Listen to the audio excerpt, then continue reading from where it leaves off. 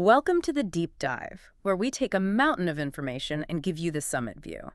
Today, we are undertaking a deep dive into some truly extraordinary claims. They're from the book The Day After Roswell by Colonel Philip J. Corso, a highly decorated Army intelligence officer. And our mission today is not just to recount the infamous crash itself. I feel like that's where the story so often ends. Exactly. We're going to trace the actual trajectory of that debris, this secret cache Corso handled, which he called the nut file. Or the package. Right, the package. We're going to follow it from that remote desert in New Mexico in 1947, through the Pentagon 15 years later, and then into the defense contracts that, well, Corso claims basically defined our modern world. And what makes this so compelling is that Corso says in the early 1960s, he was living this kind of operational double life at Army R&D. Right. Officially, his job was head of the foreign technology desk. So he's looking at, Soviet missiles, French helicopters. Normal stuff. The normal stuff. But unofficially, he was the sole manager for this material that was so revolutionary, so sensitive, that it couldn't even exist on paper. And you have to grasp the mindset of the time to understand that level of secrecy. The U.S. military, according to Corso's account, believed it was fighting a terrifying two-front war. Okay, so the first front is the obvious one, the geopolitical struggle against the communists. The USSR, yeah. The Cold War, the fight for global domination. And the second front, this is the one that sounds like science fiction. It was a quiet, undeclared war against extraterrestrial biological entities. EBEs. Precisely.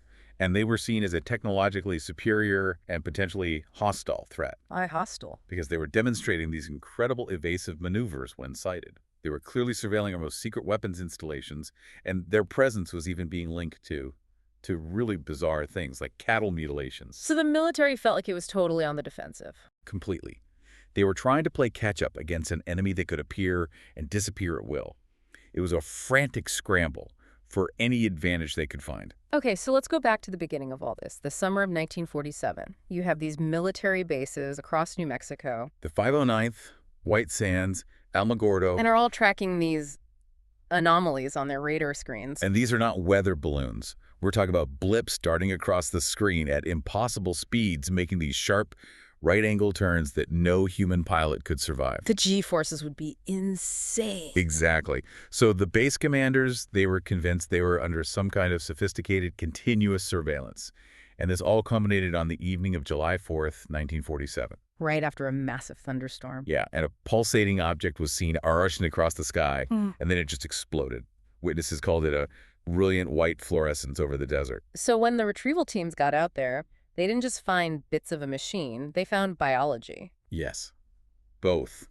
The crash site yielded physical debris and the inhabitants. Witnesses described them as incredibly slight, no bigger than a child, really, maybe 4 feet tall. Grayish-brown skin, totally hairless. And these disproportionately large, balloon-shaped heads with massive, dark teardrop eyes. Yeah. And then just tiny little slits for a nose and mouth. And the accounts of the ones they found alive are haunting. They really are. Yeah. Corso sources said some of the EBEs survived the crash, and the military personnel at the site reported this intense, almost palpable sense of suffering coming from them. Not communicated with words. No, it was like a projection, a deep nonverbal distress that was broadcast through some kind of empathic field. It left everyone who felt it deeply disturbed. And then you have the artifacts. The famous one is that metallic fabric that you couldn't crease. The dull, grayish, silvery foil. It was maybe the most baffling piece of debris they found. I mean, you could try to tear it, bend it, wad it up. It was impossible to damage. And if you rolled it into a ball, it would just snap back instantly to its original flat shape without a single crease left. The scientists call it a super-tenacity fiber. So Corso's direct involvement with this actually starts way earlier, back in 1947, doesn't it? At Fort Riley. It does. It's this bizarre, brief encounter. He was a young major at Fort Riley, Kansas, and he's directing this convoy coming from Fort Bliss, where the wreckage was first processed. And he gets curious. He does. He notices this 5-foot wooden crate in one of the trucks. He said it was loosely packed, so he jimmied the top, and he looked inside. And that image just burned into his mind. An EBE body, suspended in this bluish liquid preservative, in a crate marked for pathology at Walter Reed. He was told, in no uncertain terms, to forget what he saw, but he never did. So that image stays with him for 14 years, which brings us to 1961. He arrives at the Pentagon to work for Lieutenant General Arthur Trudeau in Army R&D. And Trudeau, the man who hired him, almost immediately hands him a sealed container. It's the nut file, the remnants from the 1947 crash. So he's got the cloth, the broken wafers, the wires. The headpieces, all of it. And Trudeau's order was simple. Figure this stuff out, but run radio silent. This wasn't just about keeping it from the Soviets. It was about internal security. It seems crazy that you'd have to hide this from other U.S. agencies, right? I mean, in the middle of the Cold War. Well, the biggest fear was espionage. Trudeau was deeply suspicious of the CIA. He was convinced it was heavily penetrated by KGB moles. So if the CIA or the Air Force got their hands on it, The technology could leak. Or worse, the Soviets would know exactly what the U.S. was working on. Trudeau's whole strategy was to avoid creating some big, shiny new project that would be an instant magnet for Soviet intelligence. So if you can't build a giant secret lab to reverse engineer alien tech, how do you do it? How do you develop it without leaving a paper trail? You create the perfect camouflage, the seeding strategy. Seeding. Yeah. Corso would write up intelligence reports on these EBE artifacts, but he'd frame them as, say, captured foreign technology. So he'd pretend it came from the Soviets or the East Germans. Precisely. Then they would selectively feed a piece of the tech, or maybe just the detailed specs, into an existing, already budgeted defense contract. Oh, that's clever. So a company like Bell Labs, they already have a contract to improve missile guidance. Right, and Corso comes along and gives them these alien chip designs, but he tells them, hey, we just got this from some captured Soviet research on micro-miniaturization. So the existing contract becomes the cover story. The engineers just think they're working with a breakthrough from the other side of the Iron Curtain. Exactly. The money trail is clean, the CIA isn't sniffing around for a new program, and the tech gets developed under the guise of just normal R&D. This sounds like a blueprint for explaining, well, the entire post-war tech boom. Let's dig into the actual nuggets of tech. Corso claims came from that file. Starting with the big one, integrated circuitry. The foundation of everything, really. The core of the electronics was these small, dark gray wafers. Corso said they looked like broken Ritz crackers. And when scientists like Wernher von Braun looked at them, They realized they were looking at unbelievably complex, integrated circuit systems. You have to remember, in 1947, all our electronics ran on these big, hot, unreliable vacuum tubes. so seeing this was a huge leap. It was a revolution, maybe 15 years ahead of schedule. Now, Bell Labs had invented the transistor in 47, but this was something else. The Roswell wafers, Corso claims, provided the actual blueprint for how to pack immense computing power into a tiny solid block. Which then got seeded into the defense industry. And it directly accelerated the development of solid-state circuitry. It's what enabled the miniaturized computers for the space race and the super-accurate missile guidance systems of the 60s. Okay, so that's computing. What about materials? That metallic cloth, the super-tenacity fiber. Right. If the electronics were revolutionary, the material itself was just shocking. Its resistance to tearing, to heat, it prompted this deep dive into material science. The military started looking at everything, even spider silk, trying to figure out how to replicate this stuff. And what did that research lead to? Two big things. First, the rapid development of composite ceramics and fibers. That's what gave us shrapnel-proof body armor, the flak jackets. Wow. Okay. And second, and maybe more important strategically, they studied how the material resisted heat and pressure and what its radar signature was. That research became foundational for early stealth aircraft technology. So we have computers and stealth. Then there's seeing in the dark. That came from the EBE bodies themselves. They found these dark elliptical eyepieces. They were adhered directly to their eyes. Like goggles. Sort of, Yeah. but they weren't normal lenses. They were devices that could take in the faintest available light Yeah. and intensify it. Perfect night vision. So how do you seed that? Corso said he took a description and a sketch of the eyepiece to the research department at Fort Belvoir's Signal School. He told them it was captured East German tech. And Fort Belvoir was already working on night vision. They had been for a decade, and they were struggling. This alien concept, he says, gave them the giant leap they needed. It directly led to the military night viewing goggles that completely changed battlefield dynamics. Unbelievable. Then there's the wiring of the craft. Or I guess the lack of it. Exactly. There was no copper wiring. Instead, engineers found these single glass filaments running through the panels. Fiber optics. Fiber optics.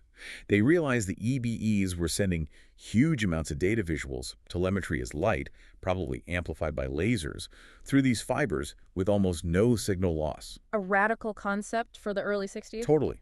That insight fueled targeted research. It was first used for high-speed data in the space program, but a critical application was for guided missiles. With fiber optics, you could get a real-time video feed from the missile itself. The pilot could literally see through the missile's eye. Okay, finally, we have to touch on maybe the strangest artifact in the whole file, the headpieces. The brainwave control device. These were these weird vice-like sensors that fit over the EBE's large heads. And the idea was they flew the ship with their minds. That was the hypothesis, that the pilot was the navigational system, that mental signals were translated directly into directional controls for the craft. No joystick, no rudder pedals. Your brain was the interface. How on earth do you even begin to reverse engineer that? Well, the initial research was pretty speculative. They were looking at harnessing low-frequency brain waves to help with missile tracking.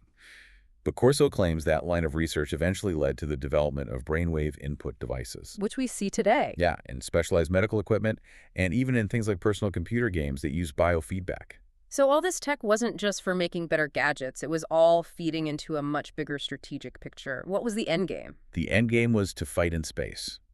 The military was so convinced of the EBE threat that in 1959, the Army drafted this incredibly audacious plan called Project Horizon. Horizon. It was a $6 billion proposal to build the first permanent, armed subsurface lunar outpost by 1966 or 67. An armed moon base in the mid-60s. Was that just about the Soviets? It was dual purpose. That was the key. The Soviet threat was the public reason, the thing that got it funded. But the secret, primary objective was continuous surveillance and defense against EBEs, who they feared might set up a lunar base first. So even our standard Cold War spy programs had a hidden layer. Absolutely. Think about the U-2 spy plane or Project Corona, the first spy satellites. Yes, they were watching Soviet missile silos, but they also had a secret mandate to scan remote areas of Asia and Africa for any signs of EBE landings or bases. The entire Cold War served as the perfect cover. And the alien craft didn't just give us tech, it gave us the threat we needed to prepare for. The ultimate threat. The electromagnetic pulse, or EMP. The craft could generate a massive EMP that would fry all conventional electronics. This forced the military to start extensive EMP simulation research in the late 50s, specifically to harden our systems against an attack from space. So if you connect all these dots, the miniaturization, the new materials, the space-based weapons, the culmination isn't just a better missile, it's Star Wars. The Strategic Defense Initiative, SDI. That was the ultimate expression of the nut file strategy.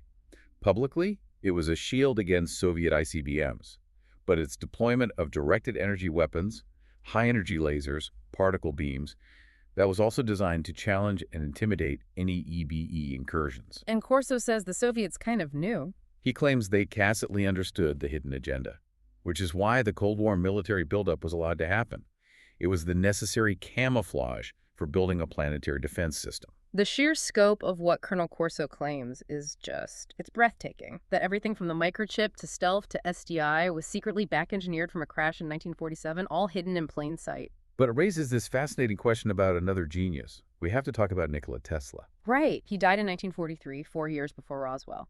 The FBI immediately seized all his research. And for decades, Tesla had been ridiculed for his theories on directed energy, anti-gravity, particle beam weapons, all these things that eerily paralleled the very technology they supposedly found in the Roswell craft. So you have two potential origin stories for this massive leap forward. Recovered alien tech. And the lost work of a forgotten human genius. So what if the defense against extraterrestrial visitors didn't rely on just one source, but two? The recovered debris and the secret legacy of a terrestrial inventor converging at the perfect time. It really makes you wonder, doesn't it? What happens when the technology of the future falls into the hands of an intelligence operation that knows how to keep secrets?